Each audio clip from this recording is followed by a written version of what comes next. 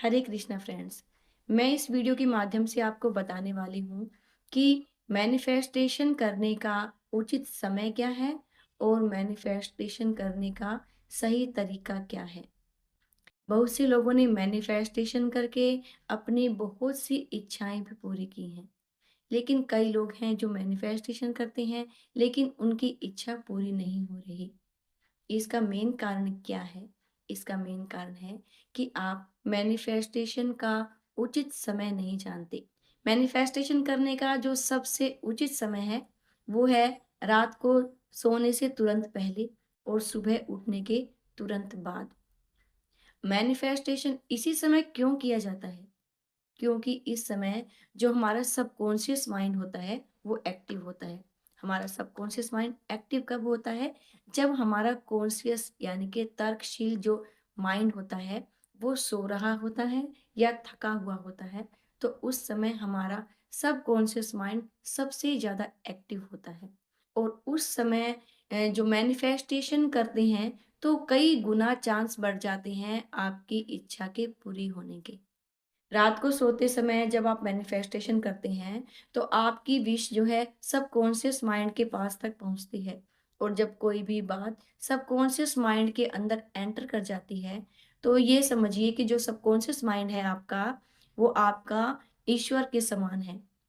अगर subconscious mind तक कोई बात पहुँचती है, आप चाहे कुछ भी कहें, कोई लिमिट नहीं है। अगर आप धन चाहते हैं, कोई लिमिट नहीं है, कितना भी आपको मिल सकता है। बस एक बार आपकी बात को सबकॉन्शियस माइंड तक पहुँचाने की देर है। फिर सबकॉन्शियस माइंड सिर्फ बोलता है तथास्तु। जी हाँ, जो भी चीज़ सबकॉन्शियस माइंड तक पहुँच गई, चाहे वो आपके लिए असंभव हो, दुनिया में सबके लिए असंभव हो, लेकिन सबकॉन्शियस माइंड के लिए कोई भी चीज़ असंभव नहीं है। इसलिए अगर मैनिफेस्टेशन करनी है, तो रात को सोने से तुरंत पहले करें और सुबह उठने के तुरंत बाद करें। क्योंकि जब हम सुबह उठते हैं, उस समय भी हमारा जो सबकॉन्शियस माइंड होता है, वो एक्टिव होता है, जबकि कॉन्शियस माइंड एक्टिव नहीं होता। तो उठने के थोड़ी देर तक सबकॉन्शियस माइंड हमारा एक्टिव रहता है। उस समय आप मैनिफेस्ट करें कोई भी आपकी इच्छा हो। अब दूसरी बात कि मैनिफेस्ट करने के लिए हमें किन शब्दों का प्रयोग करना है। मैनिफेस्ट हमें ना तो पास्ट में करना है और ना ही फ्यूचर में करना है। जैसे आपको नया मकान चाहिए और आप मैनिफेस्ट करते हैं कि मेरा मकान बन गया। बन गया यानी पास्ट हो गया। और या फिर आप मैनिफेस्ट करते हैं कि मेरा घर बनेगा। बनेगा मतलब फ्यूचर हो गया। लेकिन आपको इन दोनों ही सेंटेंसेस का यूज़ नहीं करना है। आपको बोलना है कि मेरा घर बन रहा है। मेरा सुंदर घर बन रहा है। इस घर में मेरे लिए सब सुख सुविधाएं मुझे मिल रही हैं। इस तरह से रहा है, रही है, में आपको अपनी अफ़र्मेशन देनी है। अफ़र्मेशन देते समय आपको ये ध्यान भी रखना है कि कोई भी नेगेटिव वर्ड आपको यूज़ नहीं करना है। नहीं का यूज़ बिल्कुल नहीं करना है।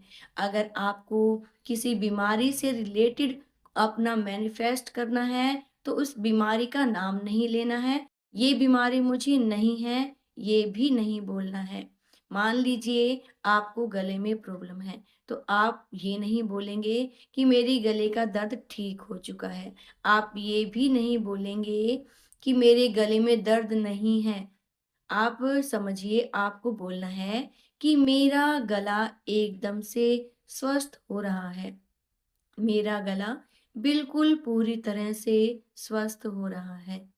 इस तरह से एक स्पेसिफिक लाइन को पकड़ लीजिए और उस लाइन को कंटिन्यू आप बोलते जाइए। जब आप सोने जाएं, तुरंत पहले आप इस लाइन को बोलना शुरू कर दीजिए और जब तक सो ना जाए तब तक इस लाइन को आप बोलते रहिए। बोलकर ही अफर्मेशन कीजिए।